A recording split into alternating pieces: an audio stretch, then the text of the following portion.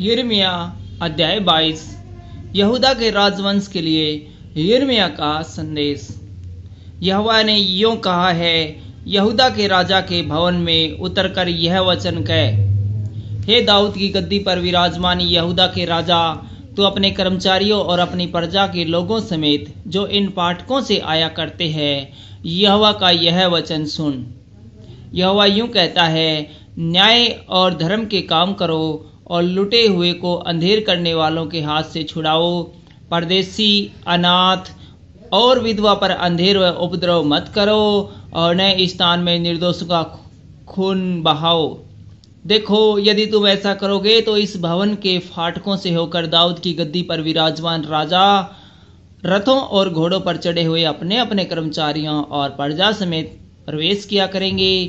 परंतु यदि तुम इन बातों को न मानो तो मैं अपनी ही सौगंध खाकर कहता हूँ, यहोवा की यह वाणी है कि यह भवन उजाड़ हो जाएगा, क्योंकि यहोवा यहूदा के राजा के इस भवन के विषय में यूं कहता है, तू मुझे गिलाद देश सा और लबालोन के शिखर सा दिखाई पड़ता है, परंतु निश्चय मैं तुझे मरुस्थल व एक निर्जन नगर बनाऊंगा। मैं नाश करने वालों को हथियार देकर तेरे विरुद्ध भेजूंगा। वे तुरंत तेरे सुंदर देवदारों को काटकर आग में झोंक देंगे। जाति जाति के लोग जब इस नगर के पास से निकलेंगे तब एक दूसरे से पूछेंगे, यहोवा ने इस बड़े नगर की ऐसी दशा क्यों की? तब लोग कहेंगे, इसका कारण यह है कि उन्होंने अपने परमेश्वर यहोवा की वाचा को तोड़कर दूसरे देवताओं को दंडवत की और उनकी उपासना भी की। यहोयाद सलूम के विषय यिर्मयाह का संदेश। मरे हुए के लिए मत रो, उनके लिए विलाप करो, उसी के लिए फूट फूट कर रो जो परदेश चला गया है, क्योंकि वह लौटकर अपनी जन्मभूमि को फिर कभी देखने न पाएगा।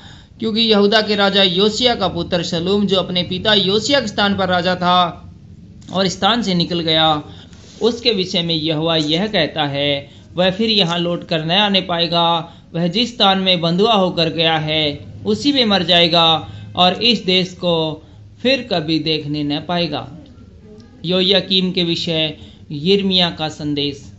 उस पर हाय जो अपने घर को अधर्म से और अपनी उपरोठी कोठरियों को अन्याय से बनवाता है, जो अपने पड़ोसी से बेगारी में काम कराता और उसकी मजदूरी नहीं देता।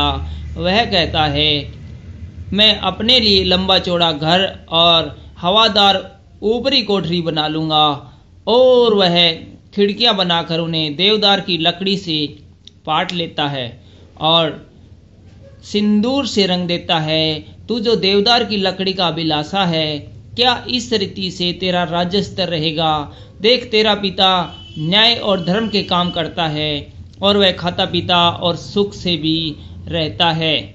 वह इस कारण सुख से रहता है क्योंकि वह दीन और दरिद्र लोगों का न्याय चुकाता था। क्या यही मेरा ज्ञान रखना नहीं है? यहोवा की यह वाणी है। परंतु तू केवल अपना ही लाभ देखता और निर्दोष की हत्या करने और अंधेर करने और उपद्रव करने में अपना मन और दृष्टि लगाता है। इसलिए योया के पुत्र यहूदा के राजा योयाकीम के विषय में यहोवा यह कहता है, जैसे लोग इस रीति से कहकर रोते हैं, हाय मेरे भाई, हाय मेरी बहन, इस प्रकार कोई हाय मेरे प्रभु, हाय तेरा वैभव कहकर उसके लिए विलाप न करेगा, वरन उसको गधे के समान मिट्टी दी जाएगी। वह घसीट कर यरूशलेम के फाटकों के बाहर फेंक दिया जाएगा। यरूशलेम के विषय यिर्मयाह का संदेश।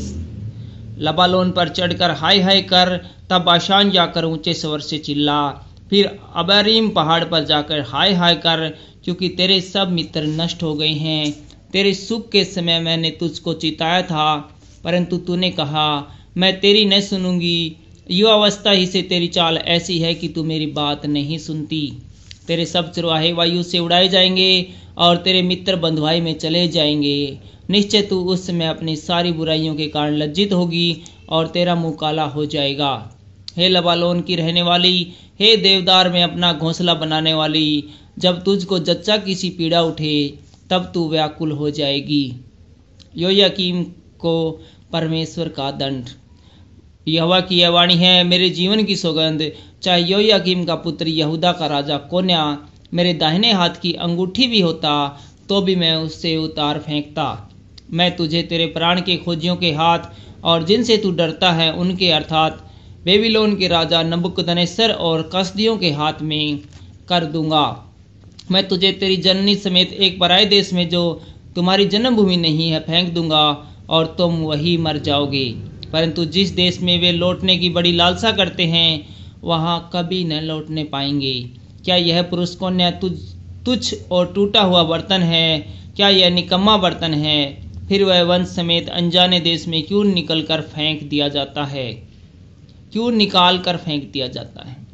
हे पृथ्वी पृथ्वी, हे पृथ्वी, यहोवा का वचन सुन। यहोवा यूं कहता है, इस पुरुष को निर्वंश लिखो, उसका जीवन काल सुकून से न बीतेगा और उसके वंश में से कोई भाग्यवान होकर दाऊद की गद्दी पर विराजमान या यहूदियों पर प्रभुता करने वाला होगा। Thank you.